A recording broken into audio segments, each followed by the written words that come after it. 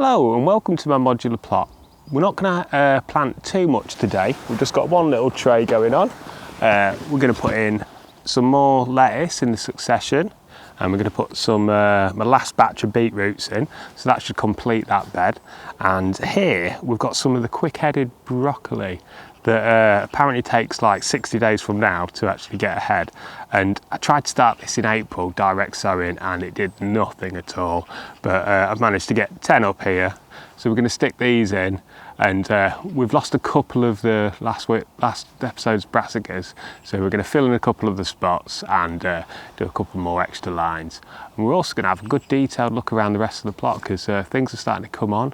Things are starting to crop. We'll have a look at the strawberries. They came in a week ago, and we've had 2 kilos off them already, which is pretty good.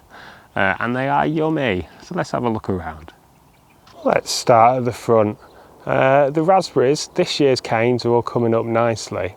And if you see on the left, we have 1 or 2 raspberries on last year's canes starting, which is a pretty exciting time. I've not left that many from last year, but these look really good. Kids are going to come down and do some picking in a bit, and they'll be excited to get their first raspberry of the year. Here we've got the pea bed, and it's finally getting a bit of momentum. They're climbing up the TPs nicely. We've had some mange too off it already, which is pretty tasty. And let's have a look at some of the pea pods a bit closer. Lovely. And this one's the mange too. And over here we've got the champion of England. So these are shelling pea, and the mange too obviously are straight up just eat the whole pod number. Onto the bean bed. So some of the ones that we have planted for modules have come in, and they're starting to grab onto the canes, which is really exciting. And some of the direct sown ones have come up and survived, and some have been nibbled on. Oh dear. And the little squashes that I've planted in the middle are surviving. I wouldn't say they were thriving, but they are surviving. So they're going to end up gigantic, sprawling all over the place. Be fun to watch. This is the Beets and Leaf Bed, and it's all starting to come up. The beets aren't ready yet. The lettuces are getting there. I'm just going to leave them for a couple more weeks and see how they progress and the heads form up.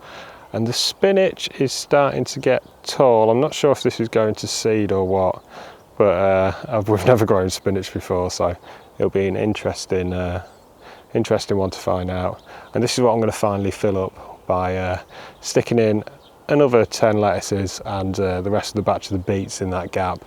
And then I think we'll nearly be at full tilt. Whole ground all full. I've not got any more seedlings at home, so I may as well start a few more when I get back today.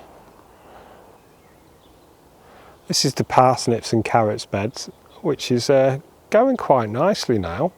The parsnips are looking really healthy, and I've also started putting in some of these fence pins to help when watering, to stop the pipe going across the bed, so that you just pull around the corner. It's really handy.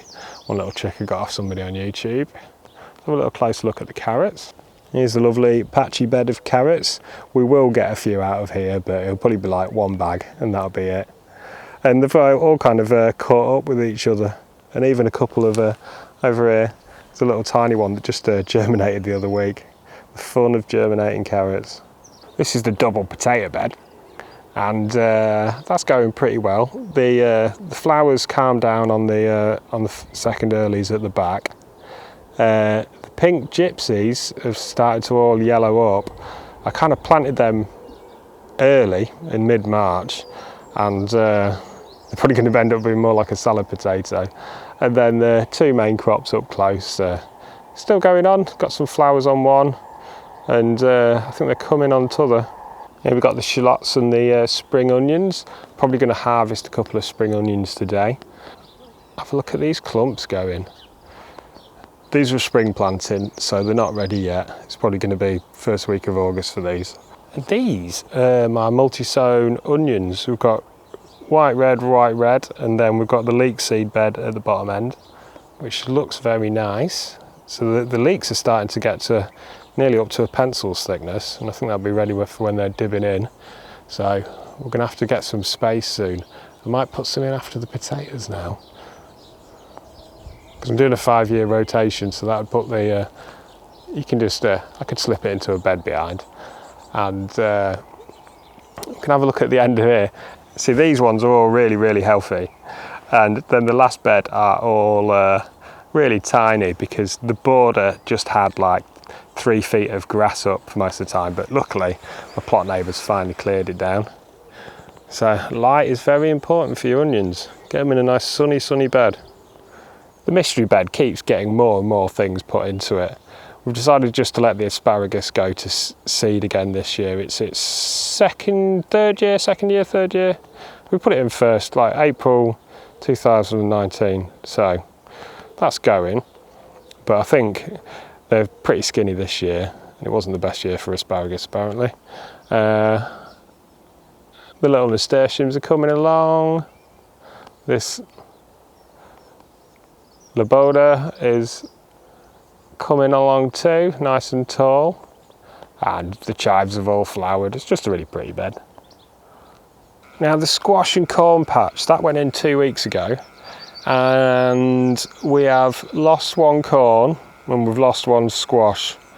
And it looks like we're on the way to losing another one. The squash has got nibbled on by bugs, so that's a bit of a shame. On this little test between my homemade compost, that is thriving really, really well. And then this is some aged manure, which has also got the old nibbled on problem. Hopefully that one pulls through. It just needs to get up another leaf and it'll be flying. At the back, this one, really strong. And then we have an empty spot. It's probably not the best place to grow anything underneath a tree, but hey, that's the whole thing. Let's have a little look at the corn. So the corn is doing very nice. The younger ones have caught up with the older ones, as per usual. And there's one little spot here at the front that's right by the squash that didn't survive. But I'll just give them a little bit more sprawling room for those giant squash leaves to have fun with. Now this is the exciting thing for June, which is when your strawberries come in. I didn't know when these were going to come in at all. And because I planted these last year, but I did the whole thing where I took the flowers off to like increase root growth and all the suckers coming out. So started off with 6 on the right, and then potted on the suckers and filled up the rest of the bed. So even if you just get a little pack of 6 strawberry plants, and just with a bit of care and propagation, you can have a nice big bed. And this has been giving like ½ kilo of strawberries a day, and it started Monday and it's Sunday now, so we've got one on Monday, and then by Wednesday it was giving us a big tub full. So we've had 2 kilos worth, and they are so tasty, big and juicy. The little fruit trees are doing lovely. This little blueberry's actually got blueberries on, which I'm very happy about for its very first year. It's got some strong growth going on, and the currant's flying, throwing up some new little stems. And this pluot tree is going to give us a little bit of shade for the allotment. I'm going to keep it quite pruned and in check, but let's let it grow for a good couple of years and get it into shape. This is where the artichoke that I've grown from seed from, we have lost a few of these, and I pretty much knew I was gonna. But I think I might get 1 or 2 surviving, which would be nice. Let's have a little closer look. Yeah, this is probably the best one. So, well, if we get one, but then it might be a plan on next year to get some cleaved up root stocks. Here's the winter brassica bed. So this one's got sprouting broccoli, Romanesco in the middle, and then, quick cropping rocket on the end. The rocket's all started to go to seed. We've lost a couple of the Romanesco that I put in 2 weeks ago, but all of the sprouting broccoli's done all right. So I'm just going to fill in the blank places with a bit of this quick heading. And let's have a look at this. So this one actually germinated in the ground, which looks absolutely wonderful. And this is what 2 weeks growth's like on the Romanesco. They're all looking pretty healthy, except for 1 or 2. But yeah, pretty happy with this. Here's a standard calabrese bed, and we've lost 4 out of the 16 that I put in 2 weeks ago. It's a bit of a shame, but I'm going to fill them in, blanks in with the quick head in, which should come good in like 2 months. I'm going to see if I've got any left over. I'm going to add another line on the end, and I'm trying to do a succession with broccoli this year, so they don't come all at once, because we love broccoli but can't eat that many. Let's have a little look at these. This is an example of the kind of munching that's been going on. A bit of insect pest pressure, but this is either slugs or wood lice. But you know, it's par for the course, isn't it? Okay, these are taking really nicely, getting some big leaf growth on it. Just be really happy when these plants get all big and strong and they can muscle out those slugs. Lovely. So this is 2 days growth of strawberries. It's filled this massive basket. It must be a couple of kilos in here. These are absolutely delicious. Look at the size of these.